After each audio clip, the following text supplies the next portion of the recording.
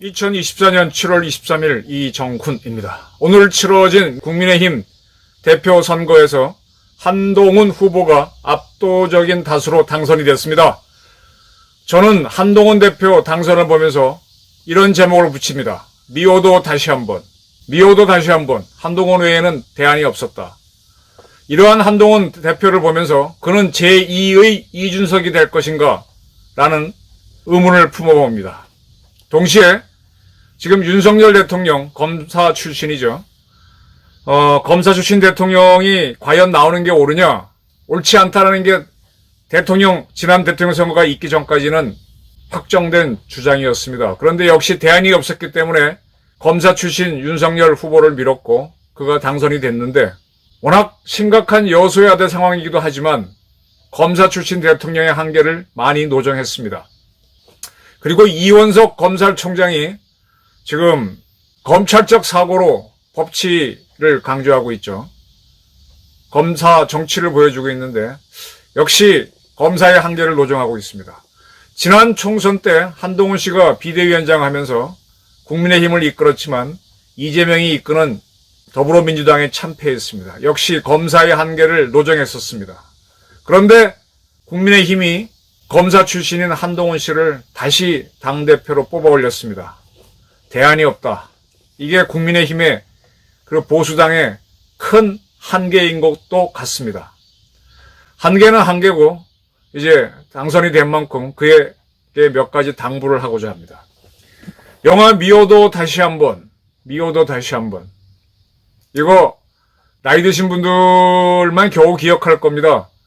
1968년에 나온 영화니까. 1968년이면 제가 초등학교 입학하던 해입니다. 제가 국민학교 들어갈 때 저희 집에는 텔레비가 있었어요. 흑백 텔레비가 그때 있었고 동네 친구들이나 아저씨 아주머니들이 저희 집 여름이면 마루에 와서 같이 텔레비 보고 가고 그랬습니다. 그때 텔레비 있는 집이 많지 않았습니다. 영화관 가는 사람들도 많지 않았어요.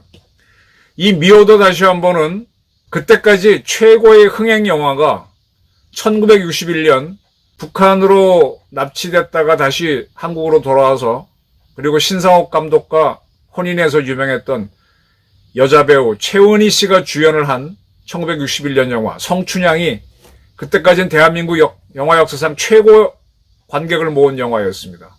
61년 성춘향 기록을 아무도 못 깼는데 68년에 정서영 감독이 메가폰 잡고 신영균, 문희 그리고 저랑 이름이 같은 저랑 거의 같은 학번입니다. 김정훈 씨라고 아역 배우 등일 출연시킨 영화가 미워도 다시 한번입니다. 이게 이 성춘향 기록을 깹니다. 그리고 이듬해 2편 69년도 70년에 3편 71년도 4편이 만듭니다.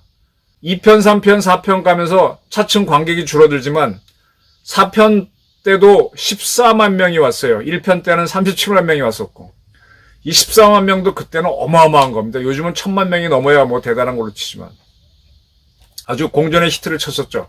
이때 비련의 주인공 역을 맡았던 배우가 문희 씨입니다. 문희 씨는 그때 이제 3대 트로이카였죠. 윤정희 그리고 남정임 문희가 3대 여배우였습니다. 이 미워도 다시 한번에서 문희 씨가 굉장히 뜨죠. 그리고 그는 이 영화를 4편까지 찍고 난 다음 그 이듬해 한국일보 사주의 아들인 장강재 부사장과 결혼해서 음악을 떠나죠. 그리고 장강재 회장하고 해로를 한 걸로 알고 있습니다. 이 영화의 스토리는 굉장히 단순해요. 주인공이 신호라고 하는 남자입니다. 그는 결혼을 한 사람입니다. 시골 출신이죠. 그래서 시골에 자식도 낳습니다. 그 처자를 냅두고 서울에 와서 사업을 합니다. 성공을 하죠. 그러면서 혜영이라고 하는 여자를 만나서 동거를 합니다. 혜영도 이 신호라는 남자를 좋아해서 결혼을 하려고 하죠. 그럴 때 이 시골에 있던 이 신호의 본부인이 서울에 와서 신호가 혜영이라는 여자랑 거의 살림을 하는 걸 보고 경악을 하게 됩니다. 그래서 이혼을 하니 많이 난리를 치게 되죠. 이건 뭐 다 상상할 수 있는 거고. 그렇게 되니까 이제 이 혜영이 자기도 몰랐죠. 충격을 받습니다. 그러니까 혜영은 자기가 사라집니다.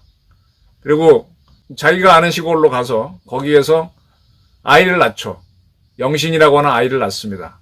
그리고 그러고 나서 이 아이를 아버지가 키워야 된다고 하면서 신호한테 맡기고 본인은 몸을 숨깁니다. 이 영신을 데리고 신호가 자기 본가로 오죠. 그래서 영신을 자기 본처한테 맡기고 키워달라고 하는데 이 영신이 천대를 밟죠. 구박을 밟죠. 우선 이복 형들이 가만 안 두고 거꾸로 신호는 이 영신이 낳은 아들을 더 애착을 하는데 그게 또 문제를 일으키죠. 이러한 상태에서 혜영은 또 자기가 낳았던 아이를 보고 싶어 해서 결론은 뭔가 하면은 다시 아들을 돌려받아갖고 이 모자가 같이 산다는 그런 스토리입니다. 이게 미워도 다시 한 번입니다. 미워도 다시 한 번. 얼마나 믿겠어. 지난 선거에서 패배한 사람을 다시 국민의힘 대표로 뽑아낸 것을 보면서 저는 미워도 다시 한 번 한동훈 이런 게 떠오릅니다. 대안이 없다는 얘기죠.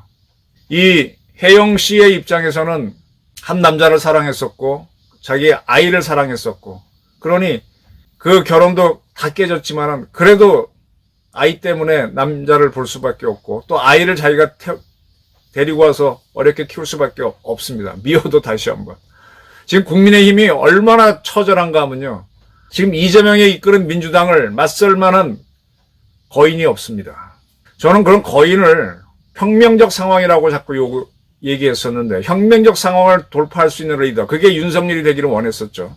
근데 윤 대통령이 제가 이제 검사 출신이 정치인이 되는 게 아니다라고 자꾸 말씀드리는 게 우리가 흔히 법치를 얘기합니다.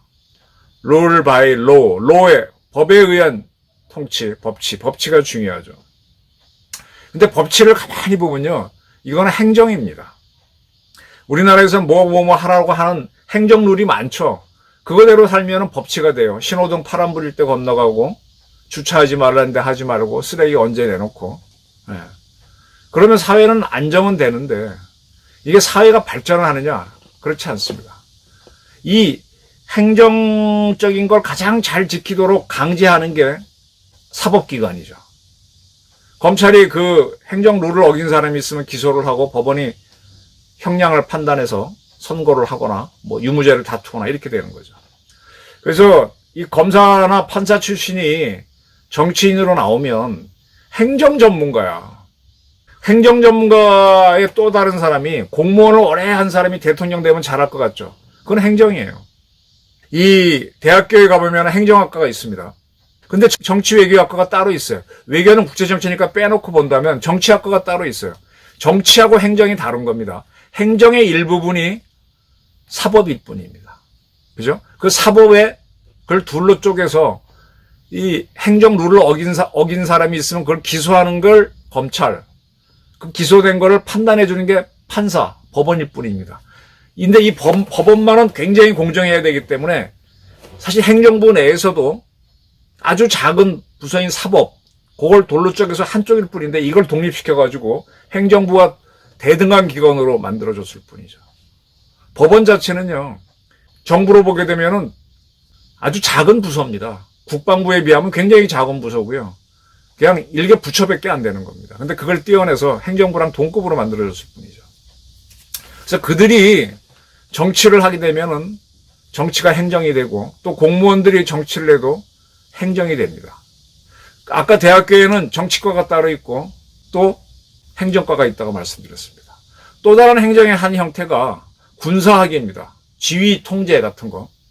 이거는 뭐 사관학교나 학군 후보생들이 군사학을 배우면서 지휘 통제에 대한 그 수를 배우는데 이 지휘 통제라고 하는 것도요. 군사라는 분야로 한정된 행정일 뿐입니다. 그런데 군사작전에는요. 사람의 임기응변이 들어가고 그때그때 상대가 어떻게 하느냐에 따라서 작전 자체도 막 바뀌게 돼요. 처음에 내가 준비한 작전을 갖고 확 할 수는 있어요. 이 작전 계획이라고 하는 거는 공격할 때 있는 거지 방어할 때는 사실 의미가 없는 겁니다. 내가 이렇게 해서 이쪽으로 부대 보내고 여기 언제 어디 매신 탁탁탁 보내갖고 이겨보겠다. 바둑 둘 때 내가 머릿속으로 수를 탁탁탁탁탁 뜨는 그런 거. 그런데 상대방도 대응을 하는데 이쪽으로 보낸 게 실패하고 이건 성공하고 이거는 내가 사속으로 던진 건데 이게 성공하고 그러니까 작전을 바꿔야 되죠. 그때부터는 임기응변으로 가는 거잖아요. 그래서 군사학도 사실은 행정의 일부일 뿐인데 거기에는 임기응변이 들어가고 순간순간에 이 지략이 동원됩니다. 그래서 더 정치적 요소가 강합니다. 때문에 봉건 시대 때는요. 건국주들은 대개 군인 출신들이 아주 결정적인 전쟁에서 승리한 사람이 창업주가 됩니다. 중국사에서 보게 되면은 주나라를 세운 문왕이라든지 유방이라든지 당고종 다 이렇게 아주 전쟁에 임기응변에 능한 사람들이 되는 겁니다. 우리도 마찬가지고요. 이게 이제 현대국가로 오면서 임기응변은 누가 하느냐? 제가 보기에는 기업가들이 현대에는 많이 합니다. 기업도 처음에 자기네가 뭐 물건을 만들어서 판매하겠다 그러면 플랜을 짭니다. 작전 계획을 짜서 여기다 서울 시장에는 얼마를 넣고 부산엔 뭐 미국에는 얼마를 보내보는데 어떤 건 팔리고 어떤 건 안 팔리고 기대했던 시장에선 잘 안 나가고 어디선 나가고 그러면 또 작전을 바꾸고 막 하잖아요. 그러니까 기업하는 사람들이 굉장히 군사작전처럼 합니다. 그리고 미국이란 나라가 항상 전쟁을 하잖아요. 그렇기 때문에 그들은 작전 계획을 굉장히 많이 만들지만 이 작전 계획에 실제로 작전에 들어가게 되면 종이 쪼가리, 휴지 쪼가리, 임기응변해야 된다는 거 알아요. 그래서 미국에서는 상시적으로 전쟁을 하기 때문에 리더가 나올 수 있고 그 다음에 이제 정치인들이 선거를 하거나 자기 이익이 위해서 자기들도 이 캠페인이라고 하는 선거 전략을 짜죠. 근데 해보면은 상대당은 또 이렇게 나오고 저렇게 나오니까 또 바꾸고 합니다. 이런 데서 리더가 나오는 거예요. 과거 봉건 시대 때는 전국 시대를 통일할 수 있는 무장이 건국주가 됐다면 현대는 이렇습니다. 그래서 그런 사람들이 하게 되는 게 정치입니다. 여기에는 군사도 들어가고 행정은 아주 소수일 뿐이지. 아니 행정에서는 이거 하지 말라고 돼 있는 것도 정치는 해 이럴 수 있는 거예요. 정치는요. 무소불위의 힘을 쓸 수가 있는 거죠. 그래서 대학교에서도 정치학이 따로 있고 행정학이 따로 있습니다. 근데 정치학 딱 가서 배워보면은 의외로 행정학이 굉장히 많아서 실망하게 되죠. 정치학이라고 할 수 있는 거 가르칠 수가 없어요. 그건 본인이 터득해야 되는 거고 요즘 경영학에 가서 경영 공부해보면은 그거 숱한 이론들이 있지만 그게 다 헛소리고 결론적으로 정주영 경영학, 이병철 경영학, 정몽고 경영학, 이건희 경영수를 따로 배워야 돼요. 거기에는 그 사람들의 배신과 지략과 임기응변이 다 들어가 있기 때문에 상황상을 따에 다른 겁니다. 자, 그런데 이 검사는 행정의 작은 부분을 하는 사람인데 이런 사람들이 자꾸 정치권에 오게 되면 정치가 올망졸망해져요. 사실은 이재명이라는 사람도 변호사로서 변호사는 그것도 룰바이 로에 하는 사람인데 그 중에서도 오로지 의뢰인의 부탁에 맞춰서 법률 해석을 해보려고 길을 쓰는 사람이잖아요. 그러니까 자꾸 뭐 방법을 만들지. 이걸 하지 말라라고 하니까 요거는 안 하면서 이걸 할 수 있는 방법을 찾고 그거 많잖아요. 우리 부동산 투자하는 사람들 뭐뭐뭐 하지 말라 그러면 그거는 말고 요거 다른 거 만들어서 또 결국은 돌아가고 또 미국에서도 어떤 무역 제재를 가서 이렇게 하면은 그걸 깨기 위해서 또 어디 가서 미국에 공장을 짓고 또 돈 벌고 하는 기업들이 나오듯이 자꾸 이제 그런 것들을 변호사들이 만들어내는 거죠. 그래서 이제 어떻게 보면 영리한 것 같지만은 사실은 큰 정치가 안 되는 겁니다. 자, 이제 국민의힘에서 당대표로 62.84%를 얻어서 압도적으로 당선이 됐습니다. 한동훈. 그리고 최고위원 선거에서 장동혁, 김재원, 인효한, 김민전 씨가 당선됐습니다. 그리고 청년 최고위원회 사격선수 진정호 씨가 48.34%로 당선됐습니다. 거의 최고위원도, 청년 최고위원도 친 한동훈계로 채워졌습니다. 저는 이걸 보면서 뭐가 떠오르는가 하면은 2000년인가요? 그때는 국민의힘이었나? 그때도 국민의힘이었구나. 2021년. 그때 국민의힘으로 처음 개명해서 초대 당대표 선거를 했을 때 이준석 씨가 21년 6월 11일 했습니다. 44%를 얻어서 당선됐습니다. 그 이준석과 한동훈이 비슷하다. 근데 지금 이준석은 어디로 가 있느냐? 지금 뭐 개혁신당인가 뭐 이끌고 지금 야당에 가 있죠. 그리고 이번에 한동훈 씨가 당선되자 처음에는 뭐 원팀으로 가자 윤 대통령이 그렇게 얘기하지만 일주일만 지나면 한동훈을 쫓아내려고 싸울 것이다 이렇게 하면서 아주 험담을 퍼붓고 있습니다. 그때도 2021년 국힘당은요 수가 없었어요. 2020년 총선에서 지금만큼 참패를 했었죠. 뭔가 바꿔야 되다 보니까 아주 젊은 신예인 박근혜 키이기도 한 이준석을 뽑았습니다. 그래서 선풍적인 인기를 끄는 듯 하다가 대통령 선거가 나오면서 이준석은 대통령 후보로 나서지 못했고 결국 이준석이 안 되는 거는 그것도 그의 한계죠. 그리고 윤석열 후보가 22년 대통령 선거에 나와서 당선이 됩니다. 그러면서 이준석과 윤석열은 굉장히 갈등으로 가버리면서 지금은 완전히 다른 당이 됐고 서로 적대시하는 관계가 됐습니다. 그런 경험을 갖고 있는 이준석 씨가 윤석열과 한동훈은 일주일 동안은 잘 지낸 것 같지만 금방 틀어졌고 윤 대통령은 쫓아내려고 할 것이다. 이런 험담을 하고 있습니다. 아니 그럴 가능성은 매우 높아요. 이미 한동훈 씨는 김건희 여사 문제에 대해서 윤석열 측에서 책임을 져야 된다. 그리고 그와 같이 괴를 했던 사람들은 김경률 씨 같은 경우에는 마리 앙뚜아네트에다가 김건희 여사를 비유한 적도 있습니다. 이렇게 한동훈 씨가 당선될 거라는 거는 누구나 다 예측이 됐었죠. 그러다 보니까 이원석 검찰총장은 김건희 여사에 대한 조사를 서울중앙지검이 경호처에 가서 했다라는 걸 갖고 굉장히 지금 비판을 하고 있습니다. 이원석, 한동훈은 어떤 면에서는 결이 같은 사람들이죠. 그래서 이 사람들이 지금 보수 쪽에서 움직이고 있지만 이게 진정한 보수냐? 이준석이 보수에서 당대표가 됐지만 진정한 보수였냐? 그래서 이준석 씨가 이제 윤석열에 의해서 날아갈 때 보수들은 좋다, 잘했다라고 했지만 이준석 밀어내고 치른 총선에서는 참패를 했습니다. 이게 국힘당의 문제가 뭔가 하면은 지금 분명히 지금 보수 세력들은 자기네가 가치를 갖고 있어요. 근데 그들이 어마어마한 문제도 갖고 있습니다. 이 문제를 바꾸기 위해서는 무슨 젊은 피라든지 이게 필요해. 신예가 필요한데 신예가 들어오면은 이게 바꿔야 할 걸 바꾸는 게 아니라 정통성을 바꿔버리니까 문제가 되는 겁니다. 지금 한동훈, 이원석은 아직 정치에 안 돌았지만 그렇게 보이는 거죠. 한동훈도 마찬가지고요. 한동훈은 지난 총선에서 졌습니다. 그런데 그런 글을 다시 쓰는 거는 저는 미워도 다시 한 번이라는 거죠. 그리고 공전의 히트를 끌었지만 그 영화의 스토리는 빤하다는 것. 그냥 같이 눈물 줄줄 짜고 뭐랄까 이거 공명이라 그럴까? 뭐 그런 재미밖에 없었다는 겁니다. 저는 이 검사들의 한계는 윤 대통령, 이원석, 한동훈 뭐 절절하게 느끼고 있습니다. 혁명적 상황이기 때문에 큰 정치를 해줘야 되는데 윤 대통령도 그런 걸 못 보여주고 있죠. 다 행정가일 뿐입니다. 이걸 어떻게 해야 되느냐.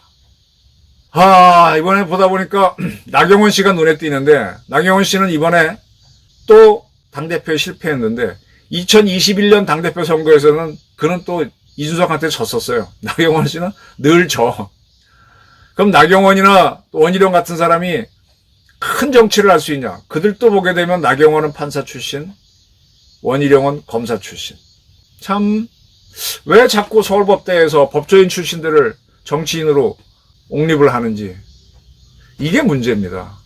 그 엘리트들은 맞아요. 그들은 용량이 커서 AI처럼 많은 걸 외우고 있고 뭐라고 물으면 즉답은 나오지만 임기응변을 요구하는 상황에 가게 되면은 과거 자기가 외웠던 거에서 답을 찾는 거 외에는 못합니다. 근데 그렇게 하는 순간은 그건 이미 상대도 알고 있기 때문에 그 전에 그 AI 고라고 하는 말은 일본말로 바둑 기자를 고라고 읽습니다.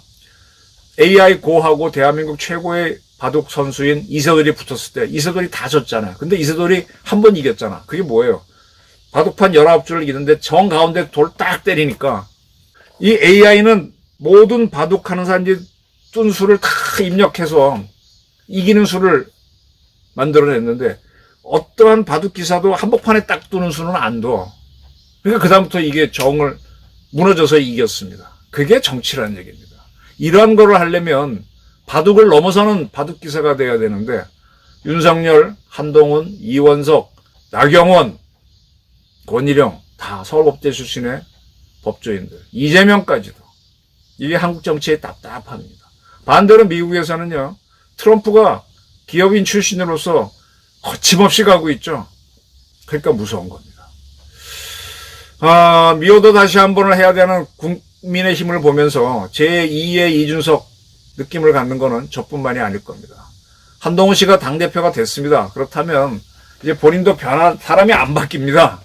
남자가 여자가 되겠습니까? 어느 날 갑자기 키가 10cm 커지겠습니까? 나이가 10살 많아지겠어요? 안 바뀝니다. 그렇다고 하더라도 가장 좋은 게 안철수잖아요. 안철수는 지난번 특검 때도 찬성을 하고 맨날 그 사람은 이상한 쪽으로 가요. 또 그러면서도 참 안 바뀌잖아요. 한동훈도 안 바뀔 거이지만 그래도 한때 안철수 씨가 많이 바뀌는 모습을 노력한 적은 있습니다.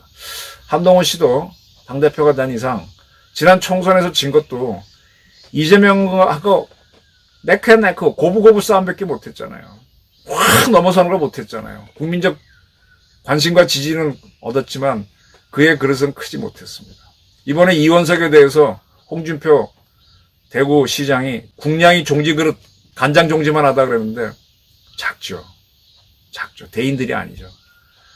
적어도 박정희, 이승만 이 정도의 큰 그릇은 기대하지 않지만 JP 정도라도 그런 국량을 보여줬으면 합니다.